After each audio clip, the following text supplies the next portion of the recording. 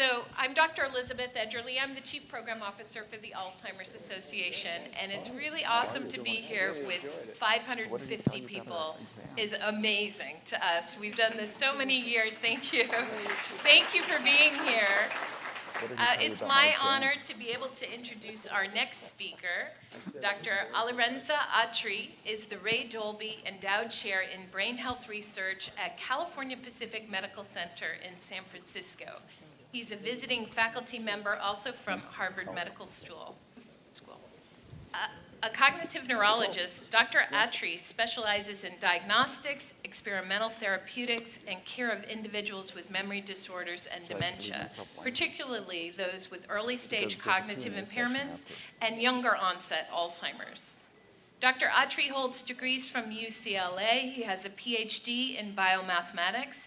From UCSF, he has his medical degree, and Harvard Medical School, he has a degree, I don't know what this means, MMSC, so you'll have to explain to me what that is, Ali, and completed postgraduate training in clinical and research fellowships at Harvard Medical School, Boston University, and also MIT. This is a very smart individual, clearly. From 2001 to 2015, Dr. Atri served on the neurology faculty of Mass General Hospital and Harvard Medical School. And I just want to say a word about Ali. I got to meet Ali last year when he came to Northern California to work with our friends and partners at the Ray Dolby Brain Health Center. And his background is incredible, his knowledge is incredible, but what I want to say is his heart is also really amazing. He's been a caregiver for his father, and it comes across just so clearly. Many of us have walked this journey with our parents and with others we love, and Ali hasn't escaped that as well. So please join me in welcoming Dr. Ali Atri. Thank you, Dr. Edgerly, for that very kind introduction. It's an honor to be here with you today, and thank you for inviting me. So I'm a neurologist. I take care of patients and families. I also do a lot of education and research, and I'll apologize up front. There's a lot of material here, and you have more slides in there than I'm going to show. Some of the slides are a bit tweaked, and it's a bit technical, but we'll try to make it a bit more commonsensical. Let's see. These are my disclosures. I'm not part of a speakers bureau. These slides are my own. I'm involved in research, and I do advise companies about how to do clinical trials, basically, because we really do need better therapies. I'm also a walker and a talker, so I feel constrained up here. So if you see me walking around, I haven't disappeared. I always start my talks with this quote: "Human beings are members of a whole, in creation of one essence and soul. If one member is afflicted with pain, other members uneasy will remain. If you have no sympathy for human pain, the name of human you cannot retain." And this is as true now as it was 850 years ago in Persia and Iran. And this is to ground us, because there is going to be a lot of scientific stuff coming, and p-values and PET scans and all this kind of stuff. But you know what? It's about people. And this is a disease that affects people, not just the individual, but the whole family, the whole environment around them. And I want you to get a sense of what we're doing and that of what hope there is. So bear that in mind.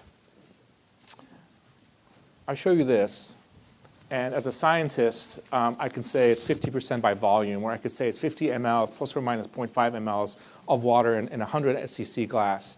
And again, after all this, I want you to make your own decision about where we stand with things. As an overview, the prevalence and cost of dementia are increasing. We'll talk a little bit about that. There's no new treatments since 2003, unfortunately, and there have been many failed clinical trials. And one of the things I'm going to tell you is that it's a complex situation. We're not going to have a magic bullet. It doesn't mean that we can't incrementally do better, just like we've done in other diseases, in other conditions. Over the last 15 years, there's been an incredible understanding of what goes into this condition and looking at some of the risk factors for it and measuring it. We still need to understand more, but we'll talk about things like biomarkers and how we may be using those in clinical trials now. And the converging evidence is that over the last, basically, people don't wake up one morning with dementia, right? It's a process that occurs over 15 to 20 years. And there are factors, as you heard, about vulnerabilities and resilience. And people can have these abnormal proteins in their brain but not manifest the condition.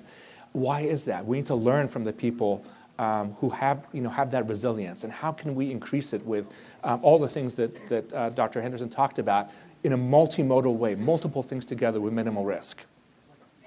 So many roads lead to Rome, and there are many pathways that converge to this organ failure syndrome of Alzheimer's disease. So the treatments aren't going to be one thing, and they're not going to be easy. But because there's this long preclinical phase, this phase where people can have the risks and they're building up, guess what? That's an opportunity for us to intervene during those phases too. So I think that's really, really important. And in the future, we're going to be doing it with combinations. Yes. So you heard a bit about prevention, which is very, very important, and I think in itself is a big topic. And I'll broadly review where we stand with current therapeutics, because we have to know where we are now. What are the expectations of the current treatments? And then I'll talk a little bit about what's in the pipeline that is going to potentially disease modify as well as symptomatic medications. Okay. No person is an island, a tyrant of itself. Any person's death diminishes me because I'm involved in mankind, and therefore never sent to know for whom the bell tolls. It tolls for thee. As Dr. Ejderli told you, none of us are going to escape this. I was a caregiver to my aunt, who was like a mother to me when I was in graduate school.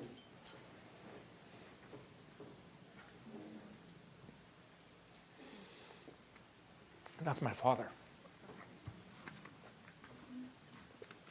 Took care of him at home for over a decade. He died 2 months ago.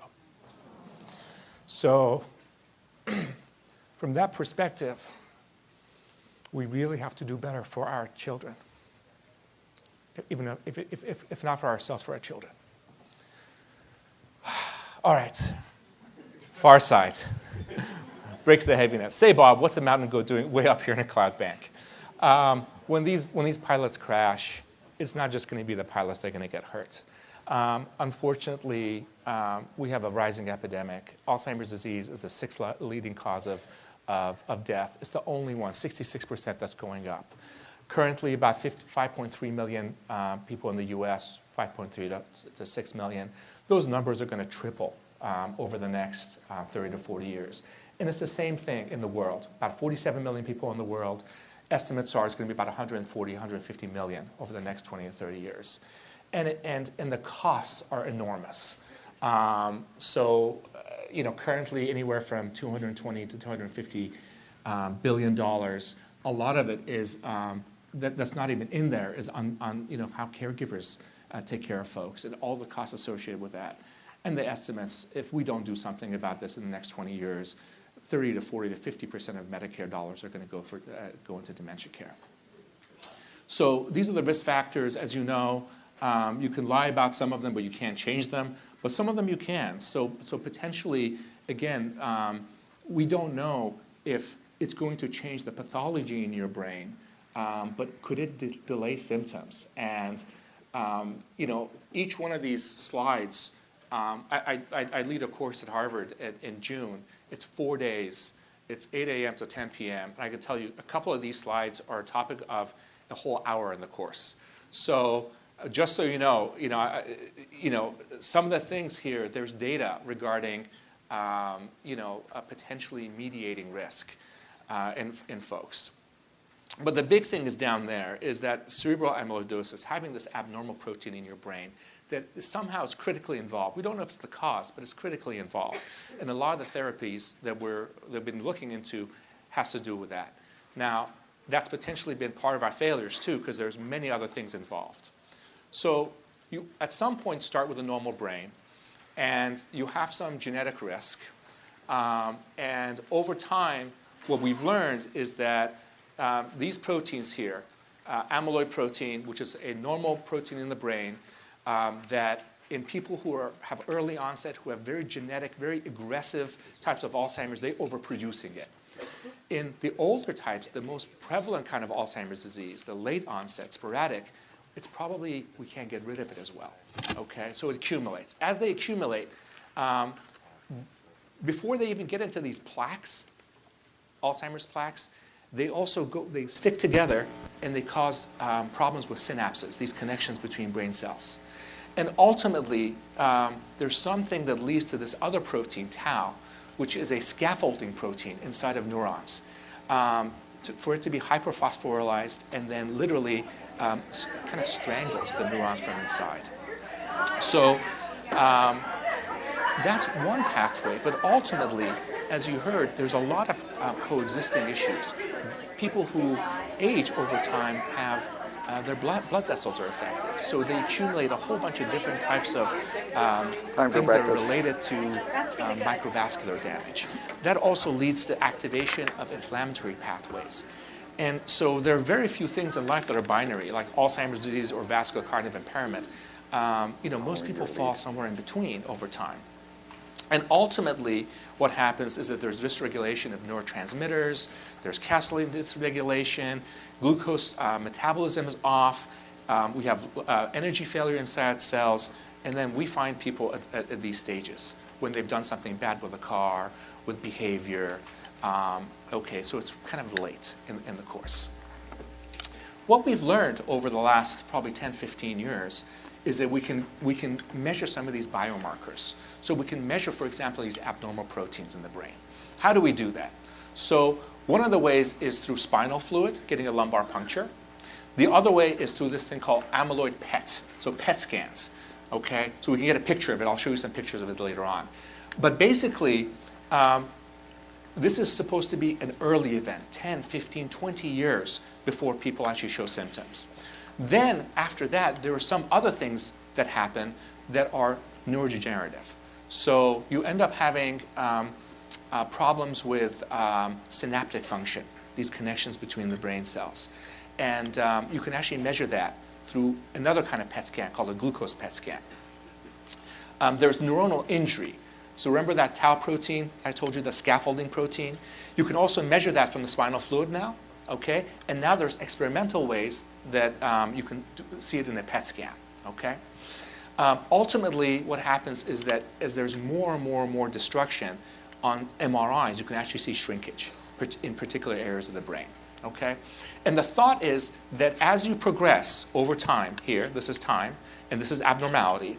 At first, you get issues with these abnormal proteins, the amyloid proteins. Then you have issues. The timing could be different. It could be tau protein or synaptic function, but you can actually see that with measures like PET scans and spinal fluid. And then you get structural changes in MRIs, for example. Ultimately, you start having problems with memory tests in daily life. And you can actually, if we test you according to your age and education, we can say, your scores are going off a little bit. And ultimately, we've been diagnosing people in this dementia stage. But the idea is, if we can get people in these stages and figure out who's at risk, just like the cardiologists did for all these different years, high blood pressure, high cholesterol, other diseases, no, they're risk factors, right? We treat people, we give them statin medications or a combination of blood pressure medications so we can decrease an event years from now. And not everyone who has those risk factors actually goes on to have a stroke or a heart attack, okay? All right, so these are the scans I was going to show you. These are pretty pictures of these amyloid scans, and red is worse. And we have several of them that are approved now by the FDA. They're approved, but they're incredibly expensive. Okay, $4,000, $5,000, $6,000. Currently, there's a study ongoing that we're part of, and I'm sure many other. I'm sure Stanford's part of also, called the IDEA study. So we're trying to figure out actually if you do these tests in people where you're not quite sure what their cause of cognitive impairment is, and figure out if they have amyloid, will it change their management? Will it decrease costs? So that's an ongoing study. This is what I call the 50 Shades of Gray picture, because what happens is that we don't get these pretty pictures. When we're trying to read these scans, you're actually looking at the difference between these gray areas inside and in the cortex.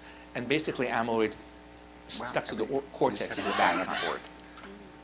Okay, so primary prevention means, you know what, they don't have symptoms, they don't have the stuff. Can we ultimately look at these folks years before they have any pathology and give them something to modify their risk? Now, I'm not going to go through Dr. Henderson's whole presentation, but what I can say is that, you know, maybe lowering risk through targeted activities or nutraceuticals, okay? That's a whole topic. What are disease-modifying drugs? These are the kind of things that you want to give probably during secondary prevention, really, really early on. They are targeted at those amyloid proteins, okay? Decreasing their production, decreasing their toxicity of sticking together, taking them away through antibodies, sucking them out of the brain, or looking at those tau proteins, making them less not having them be hyperphosphorylated, or even attacking other things like inflammation cascades, mitochondria, which is the power cells inside of neurons, the power factories.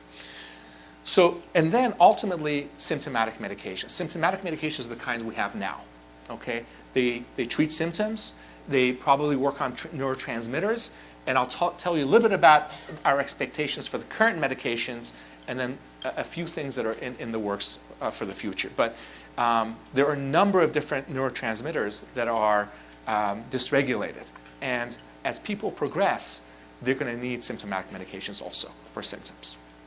There are all these other strategies like neuroprotection and regeneration and stem cells and things like that. They're a bit more far down the line. Okay, so I told you about this amyloid protein. It's cut by a few different enzymes. So guess what? You can block those. Okay, so that's one method you can go about it. You can prevent them from sticking together.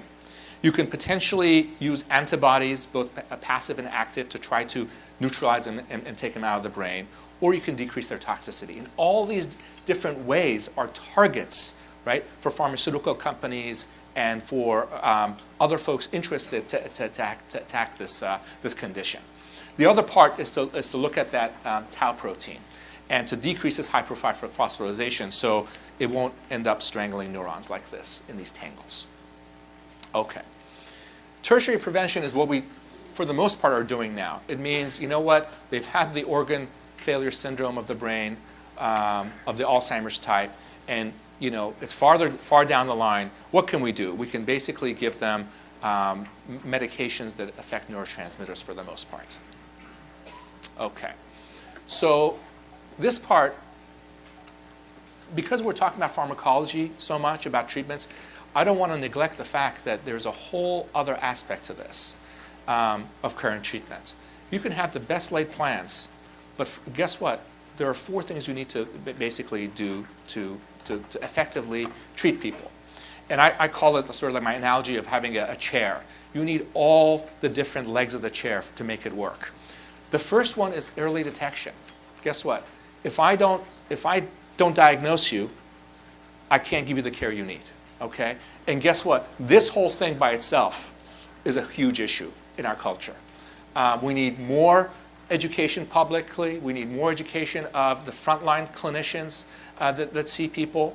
And there's a fair amount of data that shows you catch people early, give the support systems they need, and you delay the end stages much more, and you save costs.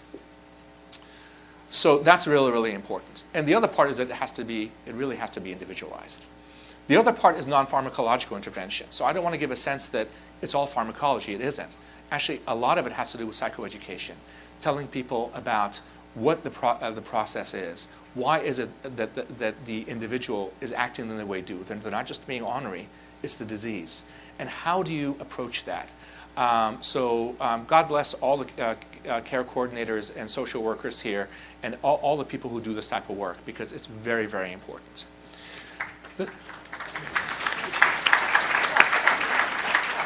People ask me, what do you actually, if you had money to spend, what do you do? I say on the diagnostic side, don't go into these fancy stuff. If you can't do it yourself, do a neuropsychological evaluation. Have a good neuropsychologist. On the care side, have a good care manager. Those are the most important things. The rest of it is not rocket science right now, I can tell you that much. Pharmacological interventions. Guess what? The first thing I do isn't give medicines. I actually take away medicines. People drift. They get a whole bunch of things that get added on, added on, added on. Nobody takes responsibility for actually managing those things. Oftentimes, half of those things can actually be risky for the brain. Okay, they get on benzodiazepines, and they go on things like Benadryl or diphenhydramine. All those things that are actually not good. They sedate people. They make them more confused. They're on medicines to actually make them sleep and then wake up at the same time. You know, it's so I take that. That's actually a big part of it. Next is we use clinically approved medications. I will explain to you what those are, but basically our paradigm is a slow decline. We have cholinesterase inhibitors, like donepezil, rivastigmine, and galantamine. We have one thing called memantine, which we usually add on. And then there's data for vitamin E also from randomized clinical trials. But that one's not approved by the FDA. And then judicially, in a judicious way, we may have to use other medications. We'll talk about that. But ultimately, this is the glue. The glue is actually caregivers. And you have to have that glue. If you end up writing the best prescription and it can't be implemented because of lack of knowledge, because of other things, because the environment is not right for it, then guess what? You can have that amazing car with a big engine and everything else, but you don't have the tires. That's where the rubber hits the road. Okay. All right. What are the current medications?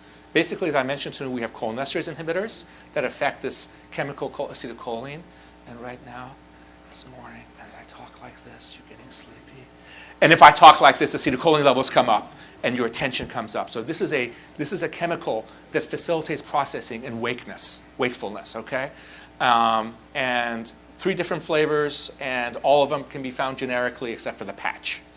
Then there's this other medicine called memantine that's added on. It works on a different chemical called glutamate that's very, very important in memory and learning and also in toxicity. And it tends to be added on. There's generic form of that now also. Okay? Then non-approved drugs. What do we do? Sometimes we have to give antidepressants. Sometimes antipsychotics. There's a black box warning on this one. Okay? In Europe, one of the antipsychotics is approved. But again, we have about half a day at least when we talk about these medicines in our course. So I can't go through the whole nuances of it. But resist, unless you really, really have to. But sometimes you have to. Vitamin E, about 20%, 90 to 20% decline in function. So it decreases the decline in activity of daily living. Okay, it doesn't do as much for cognition. 2 randomized trials have shown that. Don't give it in people who have hemorrhages in their brain or have bleeding risk. Okay, but it's not FDA approved. All these other things, unfortunately, I've been involved in many of them. In the dementia stage, when you have that organ failure, they haven't worked in groups of people. Then there's these medical foods, much lower evidence burden for them, much lower efficacy. I generally don't use them, and there's no data to say that they're any better or not even as nearly as efficacious as the drugs that we have now. Generically, what do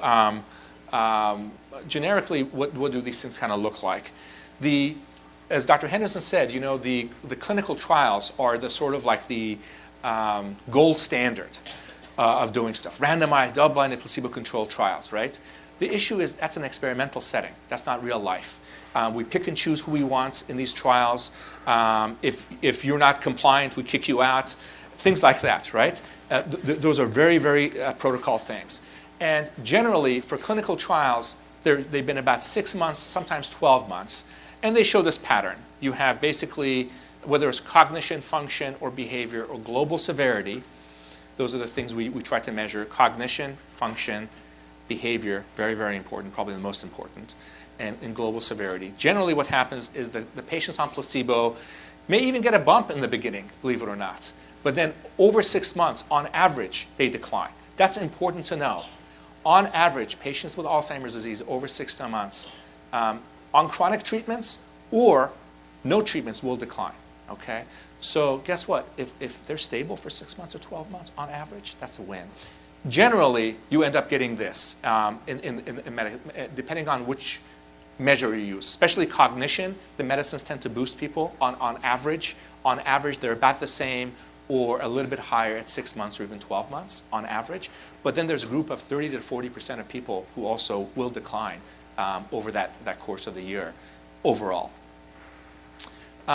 Effectiveness is what we do in real life, okay? We can't randomize people, so what we do is we have these long-term studies that are observational, but they're prospective. So they're actually prospective studies, and usually in clinical settings, in memory centers, things like that.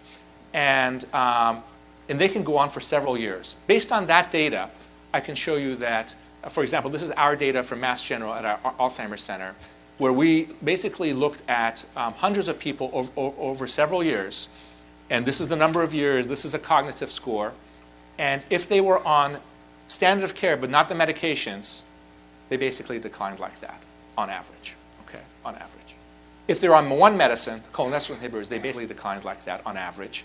If they're on two medicines, they basically decline like that. So I told you early on there can actually be some stabilization and improvement, okay? But overall, if you've got the diagnosis right, then people are going to decline over years. And you're better off being on one medicine than no medicines, and ultimately two medicines than no medicines. But that's our paradigm now. What else? Well, this is not, again, this was the Alzheimer's Center study, non-pharma. Same thing here. Another ADRC study from Pittsburgh showed that basically if you're on one medicine versus two medicines, your risk of being in a nursing home over several years is less. Okay, so two medicines do better than one medicine. Okay? This was a study from Baylor that said that basically over years and years and years, if you're more persistent to taking the medicines, okay, just don't go on and off, don't take it for 6 months, but you're more persistent, Don't believe what he's saying. your decline is less. It's worth about 1.5 points on the mini-mental, basically, a year, okay? And this is a study from Europe, again, and there's about 5 or 6 more of them that have been done since then that show the same thing. Basically, you're on several medicines, your decline on multiple factors tends to be less, worth about 1 point to 1.5 points a year. Recently, there was a guidance that came out from Europe, from the European Federation of Neurological Sciences, that basically did a whole bunch of analyses on the clinical trials, not the effectiveness ones, but even the efficacy ones, basically. And basically, they said that, these drugs, over the short period, have small to medium effect sizes, mostly on the small side. And their conclusion basically was, we suggest a combination when they're in the right stage, okay? What about experimental therapeutics? All right, lots of failures, as I mentioned to you, on many different categories, okay, unfortunately. What do we have ongoing? Ongoing, we have a bunch of medicines that affect basically this amyloid protein, sucking it out of the brain.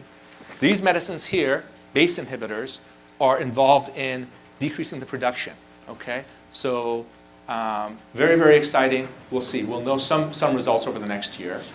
And then there's a whole bunch of other things that are actually, in fact, look at inflammatory pathways. Some of them are actually cancer drugs. This one was a nice drug. Unfortunately, there was a signal for safety, so it got stopped.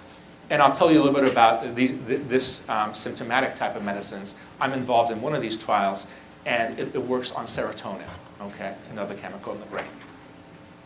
All right, maybe we can hit the video. And this video is courtesy of the DETECT program.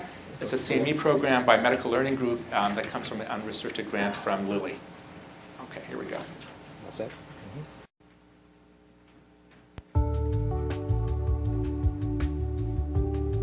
There are currently 4 FDA-approved cholinesterase inhibitors and 1 FDA-approved N-methyl D-aspartate receptor antagonist for the treatment of Alzheimer's disease. They all work by targeting disease-associated neurotransmitter abnormalities in the brain, leading to treatment-dependent symptomatic improvement in a proportion of individuals with Alzheimer's disease. In contrast, many of the new drugs in development aim to modify the disease process itself. Given the genetic evidence supporting the important role of amyloid in AD pathogenesis, new agents have been developed to inhibit the production or promote the clearance of A-beta in the attempt to limit its toxic effects. A-beta production is indeed reduced in vivo by gamma secretase inhibitors. but their clinical development was halted because of side effects due to the inhibition of the Notch transmembrane receptor, which is a crucial neuronal signaling pathway. As the beta secretase enzyme that initiates the production of A-beta, BACE1 is a key therapeutic target for AD. Several beta secretase inhibitors, including MK-8931, can produce up to a 90% decrease in cerebrospinal fluid A-beta, but at the price of dose-limiting toxicities. Immunization against a prevalent A-beta peptide implicated in Alzheimer's disease pathogenesis was able to prevent the deposition of A-beta plaques in a murine model of AD. However, the phase 2 trial of the corresponding vaccine, A1792, was terminated due to a high incidence of meningoencephalitis, despite clearance of amyloid plaques.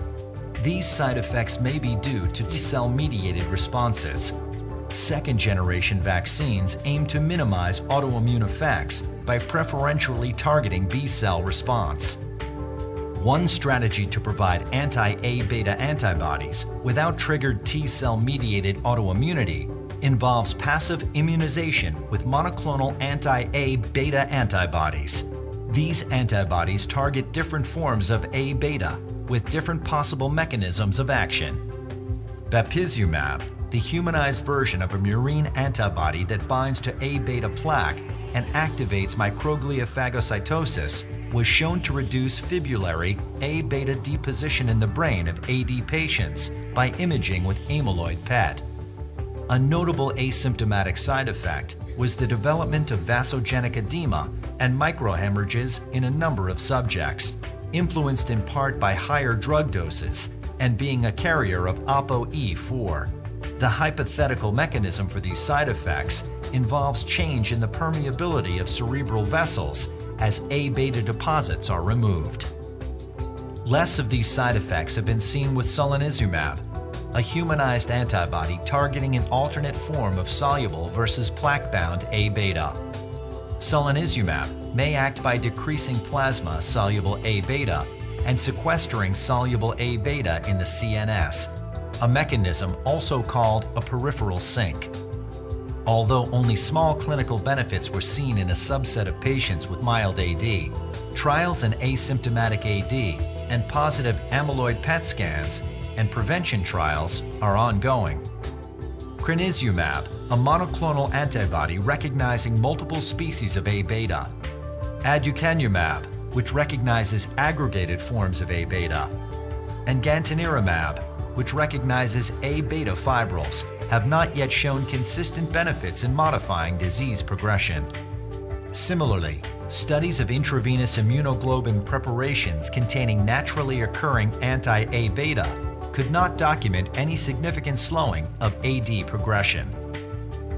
Tau accumulation and phosphorylation have emerged as attractive targets because of their correlation with AD cognitive decline.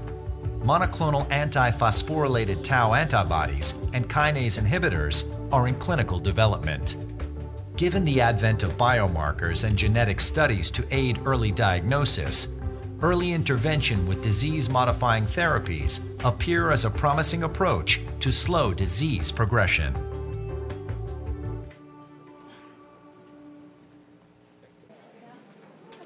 All right. So, you heard about all our failures, basically. What have we learned? So I'll tell you, this was, so the first one was this vaccine. It turned out it did clear amyloid, but there was a lot of inflammation, that meningoencephalitis was being caused, okay? So then they went back to the drawing board and said, look, it affects a certain type of a cell called a T cell. Let's not deal with that. Let's try to give you the antibody. Let's make them and give them to you that doesn't activate those T cells. Let's go the B cell route. So the first study, I was involved in this from phase 1. And I used to sit there all day giving infusions, and we didn't know what was going to happen. So I'd sit there for 8 or 10 hours and watch folks. And basically, it was a negative trial, unfortunately.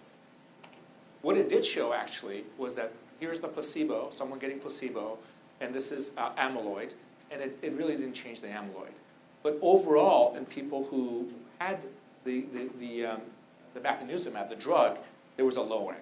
Okay, this is what it showed. There was actually a lowering overall. But the issue was, there was a lowering. You could take some of this amyloid out of the brain, but there's no clinical benefit. It was too late. It was too late. So basically, 2 large trials in mild to moderate AD, it was negative. Interesting enough, when you actually look at the people in those trials coming in, some expert like myself said, this is Alzheimer's disease, right? And then when they did the PET scans with amyloid and things like that, 17, 20% of them, depending on their ApoE status, didn't actually have amyloid in their brain. So guess what? They look like, they had Alzheimer's disease, but they didn't have the hallmark amyloid. So does that mean we're stupid? Yes. Yeah. Me a little. No, it means that there's a lot of overlap, right? When, that's the thing, is that this is very difficult. There's a lot of overlap in clinical phenotype and how people look, okay? And later on, we'll get a lot smarter. With biomarkers, we can say, you know what? You're tau positive, amyloid positive, inflammation negative, you need these 3 kinds of drugs. But at this point, we don't have that, okay? So one of the things they learned is that, guess what? You better actually, if you're going to give an amyloid-lowering drug that could be potentially dangerous, you better give it to people who have amyloid in their brain. That's one of the things we learned. Okay, that's good. All right, getting a little smarter. One thing that's important to know is that 90% of people who come into these trials, we're going to do questions later, are on background therapies. So again, this idea that we're going to have combinations, right? We're going to have combinations. People are going to be on multiple medicines, and then they're going to get other stuff on top of it. As I mentioned, there was considerable dose and ApoE related. So this ApoE is a very important thing.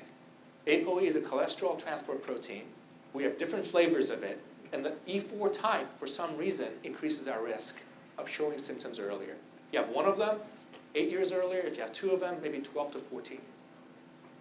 In these studies, it was also associated with having more of those microhemorrhages and that edema, which is this stuff. The amyloid-related ARIA, they call it. Amyloid-related imaging abnormalities. Fancy term, ARIA. Basically, you could get inflammation. See this white stuff here? That's inflammation. It's a loss of autoregulation of the blood cells. You can also get hemorrhages, okay? And that's not trivial. So you have to think about a condition that can last many, many years. You don't want to make someone bad now, okay? All right. This is another negative trial, a different kind of antibody, solanezumab, okay? Several big studies, 2 of them. Unfortunately, both of them were negative. They were done in what? Mild to moderate, okay? Expedition 1 and 2. Again, 90% of them were on background treatments with regular Alzheimer's meds. Again, about 25% of people who went to these trials didn't have amyloid in their brain, okay? The good news was, even though it didn't work, the rate of ARIA was low. So that's a good news, okay? So it was relatively safe. In pre-specified analysis, so the company and Alzheimer's Disease Cooperative Study said, you know what? We're going to do, after the trial's done, combine people, look at mild group and moderate group separately. When they did that, no difference in the moderate group. So meaning, the more advanced you are, less chance, it doesn't look like there's any benefit. The mild group, interesting enough, there wasn't. It was small, okay? The benefit is on the order of what you may see with our, maybe about a half to 2/3 of what we see with our current drugs. And that benefit was accumulating over a year and a half or more, suggesting that maybe it was actually not only removing stuff, but actually changing the course a little bit. So because of that, what do they do? They've now done a big study called Expedition 3 in what? Mild. Okay? All right. This is another antibody. Again, negative study. When they did an analysis of just the mild group, and again, a hint that there could be efficacy. So moderate stage, probably too late. Mild, maybe. Okay? The biggest data that you heard about was this other antibody called aducanumab. Okay? This hit everything by storm. For the first time, they basically were able to show in a very, very small study that if you remove amyloid, see this is the dose going higher. As the dose goes higher, more amyloid is removed. As the dose goes higher, MMSE declines less. Okay? and overall severity is less. The cautions about this are twofold. It's a very early stage study, very few people, and we've had our hearts broken so many times when we have these small studies.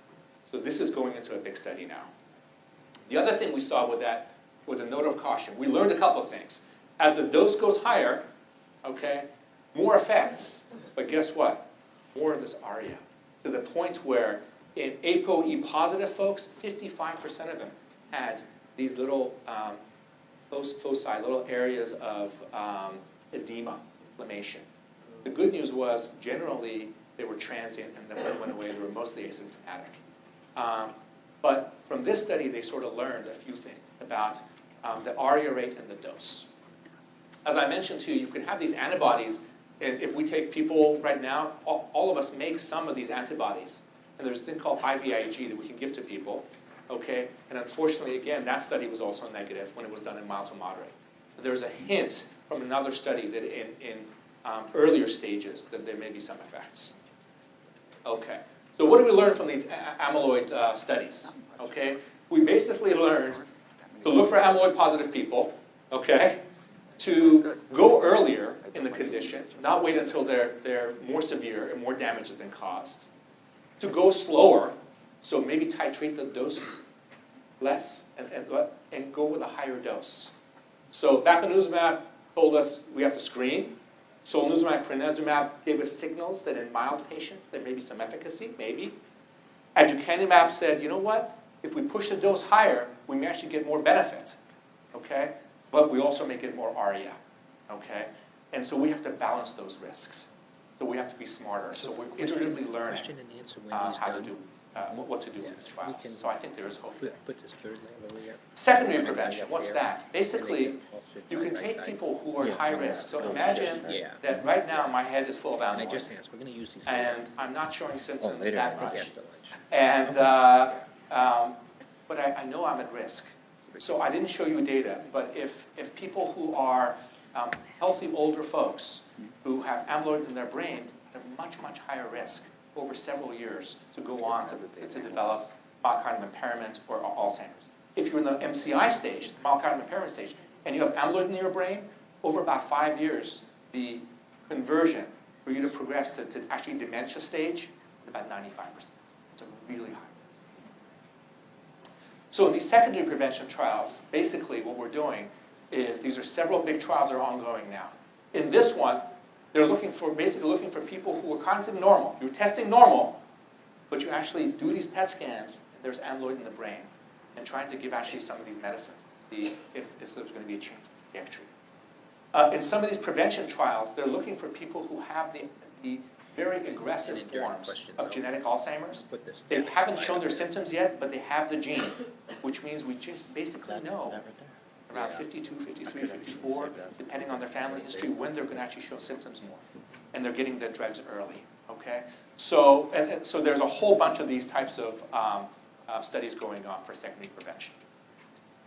This is a list of a whole bunch of different trials, again, different mechanisms that are in later phase. I'll tell you about this drug. Full disclosure, I'm the global PI for this. Which means that I coordinate this trial. It's in about 2,500 people around the world, 30 countries, 29 countries, 450 sites. And we're getting close to finishing the trial. I'll show you phase 2 data. This is not going to be a cure, but this is a phase 2 study. Symptomatic, serotonin antagonist. This is a cognitive score, cognition, measuring cognition. Lower is worse. It's added onto donepezil, a cholinesterase inhibitor. This is what happened to placebo. This is what happened to the group that was taking the drug. And the difference there was not only statistically significant, actually was clinically significant. It was about a 2.3, 2.4 difference in the ASCOG. Okay? Again, very promising, but our hearts have been broken. So we'll see what happens. I can tell you that was just for cognition, but also for activities of daily living, global severity, depending on the analysis. All the trends went the right way. So there's other types of medicines other than the amyloid and tau that are being tested right now. Okay? And this has a cousin too. It's called RVT-101. That's also in testing. That's a little bit farther behind in testing. So based on what we've heard, by the time you get the clinical diagnosis, a lot of stuff's been going on. You have oxidative inflammatory changes, you have misfolding of proteins, you have all this other risk. So ultimately, we're going to be layering medicines on top of each other for prevention, for disease modification, and for symptomatic treatments. And this is, dang, now where was I going? This is Superman's later years. So we have to know who Superman was and what the expectations are. We can't take Superman and make Superman the way he was before. The other thing we don't know about these meds is where's the sweet spot for these meds. We have to do the right intervention in the right individual at the right time and the right amount, because there's always a sweet spot. Even with the current medicines, there's a sweet spot. People need lower doses of, let's say, donepezil, cholinesterase earlier, and later on they need more, okay? And at some point, there's diminishing returns, and then things are going to be harmful. So it's very complex, and we need to learn this stuff over time. The other issue is, what are our definitions for saying what's a success? If we say the success is only improvement, guess what? We're deluding ourselves right now, okay? What about stabilization? That's great. Or moderating decline. Guess what? Between symptomatic medicines and disease-modifying medicines, we can probably get a combination of them to slow things down. And why do we diagnose and treat early as possible? I come back to the tenets of medical ethics, okay? Always come back to that. First of all, above all, do no harm. Non-maleficence. So we want to make sure these things are relatively safe in a condition that goes on many, many years. So that's very, very important. Beneficence. Guess what? If we can actually decrease the progression, even if it's the trajectory of clinical, that's a win right now. And we want to diagnose people early to prevent harm and exploitation. Give people autonomy, okay, so that they can make decisions earlier when they're more capable of doing. If they want to go in a clinical trial, they go in a clinical trial. And also for justice, this should be available to everyone. Stuff. Mr. Osborne, may I be, so my brain is full, and unfortunately, as you can see, as Dr. Henderson said, the brain is small here, so high risk. So what are the challenges? The challenges are it's really complex. We don't know all the how things dynamically interact. We do know that amyloid is critical, that it may be necessary but not sufficient. We don't know the full relationship between this AD pathology and clinical progression that shows the organ failure syndrome of brain failure. We know that synaptic networks and dysfunction are basically required.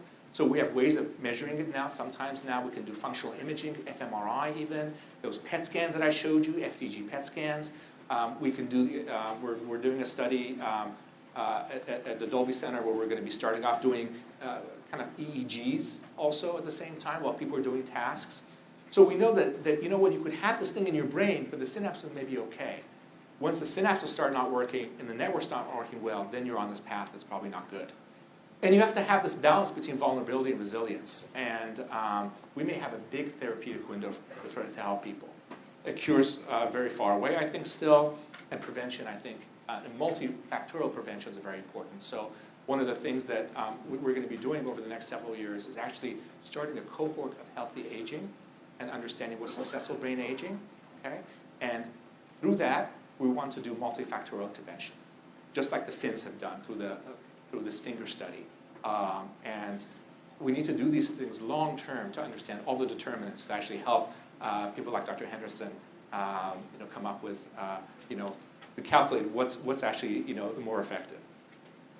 So currently, right now, we have symptomatic medications that are given to people beyond mild stages and beyond, often in combination. Disease-modifying treatments are probably more likely to be effective when they're given earlier, either in mild AD or even before that in MCI, to the right people who have amyloid in their brain or tau in their brain. We're still going to need these symptomatic medications. So guess what?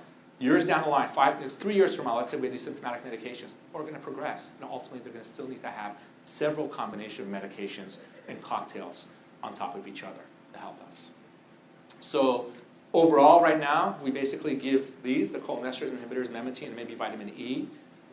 We're going to layer on top of that, hopefully promising symptomatic medications, disease-modifying medications. Hopefully do these multimodal interventions, but we really have to get better at diagnosing people early, taking care of them early, and individualizing treatments. Can't do this yet. Long time. I can tell you we can do these things by doing all the things that you probably in this room are doing right now, by taking care of people and families, and that makes a difference. So, in conclusion, I think if there's no hope, there's no endeavor, and I would look at this, even though I'm a scientist, I'm going to say the glass is more than half full. I think there is a lot of hope. And this was my car in Massachusetts, and it says Cure AD, not see you read, and in